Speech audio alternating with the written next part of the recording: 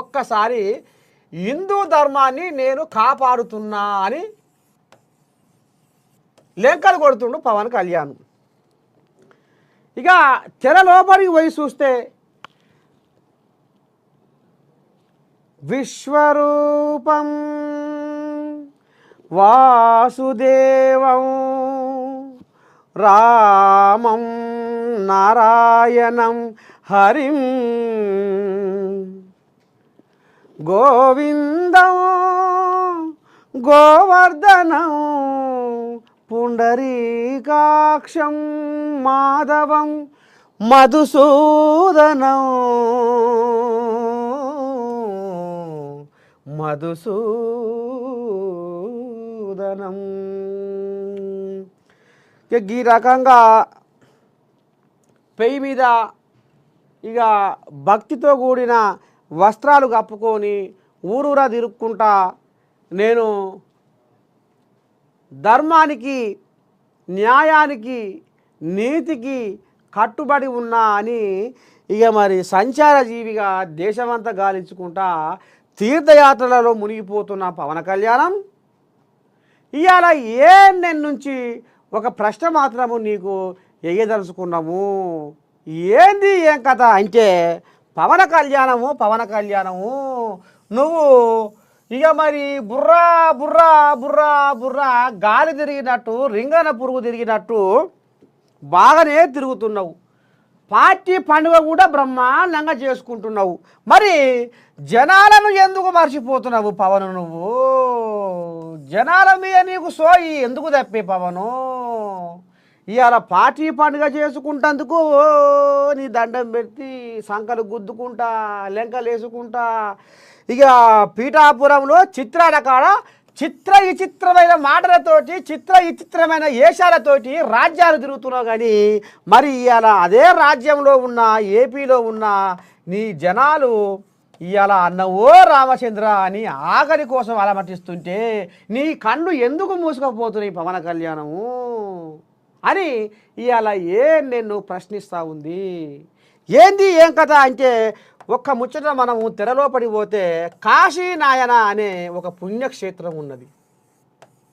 కాశీనాయన అనే పుణ్యక్షేత్రం ఇది ఆంధ్రప్రదేశే కాదు, చుట్టుపక్కల ఇటు కర్ణాటక తమిళనాడు తెలంగాణకి వెళ్ళి ఈ తీర్థయాత్రకు పోతారు. ఇక్కడ ఆ స్వామిని దర్శనం చేసుకొని లక్ష్మీ నరసింహస్వామిని దర్శనం చేసుకొని ఇక్కడ అనుకున్న కోరికలు నెరవేరుతాయి. ఆడికి పోతే అంత మనశ్శాంతి దొరుకుతుంది. ఆఖరితో అలమటిస్తున్న అన్నార్థులకు ఇక్కడ బువ్వ దొరుకుతుంది అనేది ఇక్కడ భక్తుల నమ్మిక. సుమారు రోజుకు 5,000 మంది దాకా ఇక్కడ భోజనం చేస్తారు. అన్నదాన కార్యక్రమము ఈ రకంగా అన్నపూర్ణమ్మ పేరు మీద ఈ రకంగా స్థాపించి మరి ఇక్కడ భక్తుల ఆకలి తీర్చే ఏదైతే ఈ కోవెల ఉన్నదో ఈ పవిత్రమైన ఏదైతే ఈ కాశీనాయన క్షేత్రము పవిత్రమైన క్షేత్రం ఉన్నదో ఎరుకడికి ఈ పెద్ద మనిషి అక్కడనే ఆ దేవుణ్ణి స్మరించుకుంటూ కొలుసుకుంటూ తలుసుకుంటూ ఆయన తన గుండెల్నే గుడి కట్టుకొని ఇక్కడనే సమాధి అయ్యిండు. ఇవాళ అక్కడ బ్రహ్మాండంగా భక్తుల నమ్మిక ఆడికి పోతే మనకు మనశ్శాంతి దొరుకుతుంది, మనం అనుకున్న కోరికలు నెరవేరుతాయి, ఆడికి పోవాలి, ఆ క్షేత్రాన్ని చూసి మరి మనం గుండెల నిండా సంతోషాన్ని నింపుకోవాలి అన్న ఆశతోటి భక్తులు పోతుంటారు. పొరుగు రాష్ట్రాలకి వెళ్ళి కూడా వస్తుంటారు. మరి సనాతన ధర్మాన్ని కాపాడుతున్న పవన్ కళ్యాణ్ ఎందుకు నీకు ఈ కాశీ నాయన ఏదైతే పవిత్ర క్షేత్రం ఉందో ఇక్కడ సత్రాలను మొత్తం పుటం పెట్టిర్రు. ఎవరు? ఇక్కడ పోలీసు వాళ్ళు, అక్కడ అటవీ శాఖ అధికారులు. ఏమన్నా అంటే అనుమతులు లేవు. మరి ఇది కొత్తగా పుట్టిందా? ఇది 40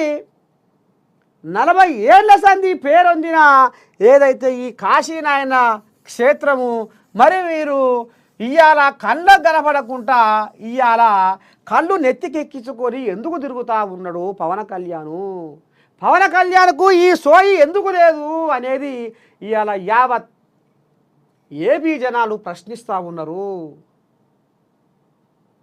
మరి ఎట్లా ఏంది ఏం కథ, అనుమతులేంది, ఈ కథ ఏంది, ఈ కార్ఖాన ఏంది? ఇప్పుడు శ్రీశైలం ఎక్కడుంది? అడవులల్లనే ఉంది. అహోబిలం ఎక్కడుంది? అడవులల్లనే ఉంది. తిరుపతి ఎక్కడ ఉంది? అడవులల్లనే ఉంది.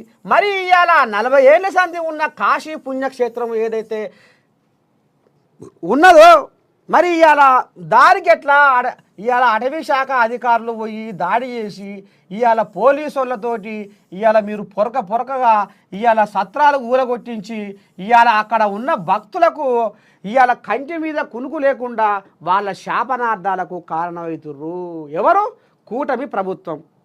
ఇక నారచంద్రే అయితే ఇక నాకు బట్టి లేదు, మొత్తమే తమాషగా ఇక మరి దేవుళ్ళతోనే వీళ్ళు పెట్టుకుంటుర్రు. అంటే దేవుళ్ళతోనే వీరు పంచాది కొనుక్కుంటున్నారంటే, దేవుళ్ళ మీదనే వీళ్ళు రాజకీయ రంగు పూస్తున్నారంటే ఇంతకంటే ఇంకా ఏం కావాలి? ఇవాళ 40 ఏళ్ళ సంధి లేని ఇవాళ వీళ్ళ పగలు ప్రతీకారాలు, వీళ్ళ రాజకీయాల కోసము ఇవాళ అన్యాయంగా ఇవాళ కాశీనాయన క్షేత్రంలో ఉన్న సత్రాలు కూలగొడతానికి వీళ్ళకు చేతులు ఎట్లా వస్తున్నాయి? ఇవాళ పోలీసు వాళ్ళు, అటవీ శాఖ అధికారులు అనుమతులు లేవు ఇది కూలగొట్టాలని ఈ రకంగా ఉంటే, మరి శ్రీశైలం ఈ అడవులలో ఉన్నటువంటి అనేక పుణ్యక్షేత్రాలు అడవులలోనే ఉన్నాయి. ఇది ఒక చరిత్ర, ఇది ఒక చరిత్ర కలిగిన పుణ్యక్షేత్రాలు. అడవులలో ఎప్పుడో నిలవై కొలువై ఉన్న పుణ్యక్షేత్రాలు. అప్పుడు ఎక్కడివి ఈ చట్టాలు, ఎక్కడివి ఈ జీవోలు, ఎక్కడివి? ఎప్పటి నుండో ఉన్న పుణ్యక్షేత్రాలను ఇవాళ రాజకీయ రంగు పూసి ఇవాళ ఈ రకంగా ఇవాళ మీరు భక్తుల మనోభావాలను దెబ్బతీస్తున్నారంటే, మరి కాళ్లకు గిరకలు కట్టుకొని రింగన్న పురుగోలే దేశ వెలుపున తిరుగుతున్న పవన్ కళ్యాణ్, సనాతన ధర్మాన్ని కాపాడే పవన్ కళ్యాణ్, నీ కళ్ళకు మరి భక్తుల ఆర్తనాదాలు, ఈ భక్తుల గోసలు ఎందుకు కనబడతలేవు? వాళ్ళ ఆర్తనాదాలు నీకు ఎందుకు కనబడతలేవు? తిరిగి తిరిగి తిరిగి తిరిగి తిరిగి తిరిగి తీర్థయాత్రలు తిరిగి చెవుల్లో దిమ్మిడేసినట్టుందా? చెవులు వినొస్తలేవా సారు? కళ్ళు కనబడతలేవా? ఇక్కడ అక్కడ ఇక్కడ అక్కడ తిరిగి కళ్ళల్లో దుమ్ము మారి కళ్ళల్లో మసుకొచ్చిందా? నీకు తిరుగుతందుకు కాళ్ళు ఉంటాయి, తీర్థయాత్రలు చేసి ఓ బ్రహ్మాండంగా వీళ్ళను వాళ్ళను అరుచుకుంటందుకు నోరు ఉంటుంది. గుండెల్ని పిండేసే విధంగా ఇలా పెడుతుంటారు. ఇంకా నేను చెప్పొద్దు కానీ ఆ రకంగా నీకు గసగస గసగస గసగస వణికినట్టుగా, దౌడలు ఆడిచ్చినట్టుగా, ఒడ్డున పడ్డ షేపోలు రింగ ఎగిరినట్టుగా నువ్వు దునికి మాట్లాడతావు సారు. మరి ఈ భక్తుల గోస నువ్వు ఎందుకు పట్టించుకుంటలేవు? ఆకలి కొన్న కడుపుడు ఆలబట్టించి అన్నమో రామచంద్ర అని ఇవాళ పాపం ఆ భక్తులు ఇవాళ ఎంతమంది భక్తులు రోడ్డున పడ్డరు. ఈ ఉద్దారకం జరుగుతుంటే పవన్ కళ్యాణ్ ఏమన్నంటే పాలు పతాకం మోడీ మోడీ మోడీ మోడీ మోడీ మోడీ మోడీ మోడీ అని ఇక ఇదే రాగం. మోడీ తప్ప ఆయన నోటికి ఇంకో మాట వస్తలేదు. ఇక ఇదనే మునిగి తేలుతుండు. అయితే మరి ఈ రకంగా వీళ్ళు ఎవరని చేస్తుంటే మరి ఏపీ జనాలు ఇప్పుడు ఏమనుకోవాలి? కూటమి ప్రభుత్వం వచ్చినందుకు ఏపీ జనాలు ఏమనుకోవాలి? గిందుకేనా వీళ్ళు వచ్చింది? దేవుళ్ళ మీద రాజకీయాలు చేసి ఈ రకంగా జనాలకు పవిత్రమైన క్షేత్రానికి దూరం చేస్తందుక? ఆకలి కొన్న కడుపుల పేగులల్లో ఇవాళ వీళ్ళు జరిగలై బలిసిపోతందుక? ఎందుకని ఇవాళ పగబట్టిర్రు? ఇవాళ మీ రాజకీయాల కోసము ఇవాళ సబ్బండ వర్గాల ఏదైతే కాశీనాయన క్షేత్రాన్ని ఎందుకు మీరు పగబట్టి ఇది చేస్తుర్రు అనేది అడుగున బుడియబావుల లెక్క జనాలు మరి గా రకంగా నిరసనలు, వ్యతిరేకంగా మాట్లాడు, దేవుళ్ళ తెరువు వచ్చిర్రు, ఈ క్షేత్రం తెరువు వచ్చిర్రు, మీరు నాశనమైపోతారు, మీ ప్రభుత్వం ఊలిపోతుంది, మీరు ఆగమైపోతారు అని అక్కడక్కడ ఇక వీళ్ళ తిట్లు, వీళ్ళ మాటలు వినేసరికి ఇక లోకేష్కు పానం కింద లేదాట మీద లేదాట. వామ్మో ఎట్లా చేయాలి, ఏం చేయాలి, మంత్రివర్యులు ఏం చేయాలి, ఎట్లా చేయాలని ఈ లోకేష్కు ఇక కింద మీద లొడగొట్టి అమ్మ ఎటనైనా చేసి మళ్ళా కట్టిస్తా అనకపోతే ఇక మన పునుగు వాపుతట్టే ఉన్నారు. ఆ పాపం కూడా తగులుతట్టే ఉంది ముందుగాల అని ఇక లోకేష్ వయ్య చిన్నగా రంగంలోకి దిగి ఇక ఇట్ట కాదు అట్ట కాదు, కూలిపోయిన సత్రాలు మేము కట్టిస్తాం, మళ్ళా కట్టిస్తాం, అనుమతులు తీసుకొస్తాం. మరి ఈ పాటి సోయి మరి అప్పుడెక్కడ పోయింది? ఇప్పుడు కూలగొట్టించినాక మేము ఇప్పుడు ఆ సత్రాలకు అటవీ శాఖ అధికారులతోటి మేము అనుమతులు తీసుకొస్తాము, మళ్ళీ యథావిధిగా మేము పునర్నిర్మాణం చేస్తాము అని ఇప్పుడు శిల్క పలుకులు పలుకుతున్నాడు లోకేష్ బాబు.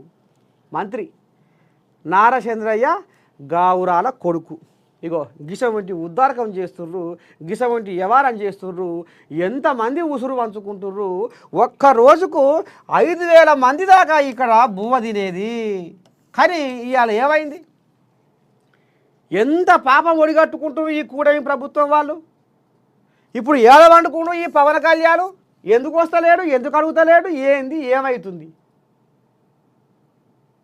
ఇగో గిసవంటి కథ నడుస్తుంది ఏపీలో.